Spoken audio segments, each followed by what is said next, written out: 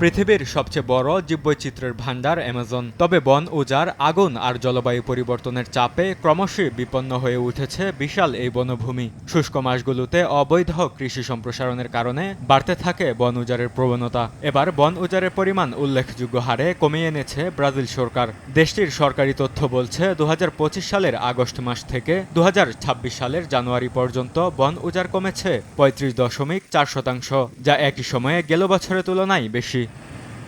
এই পর্যবেক্ষণ করা হয় ডিটার স্যাটেলাইট সিস্টেমের মাধ্যমে। বার্ষিক বন উজাড়ের হিসাব নির্ধারণে ব্যবহৃত হয় প্রুডেস সিস্টেম। ডিটার মনিটরিং সিস্টেম চালুর পর থেকে এবারই বনভূমি ধ্বংসের হার সর্বনিম্ন।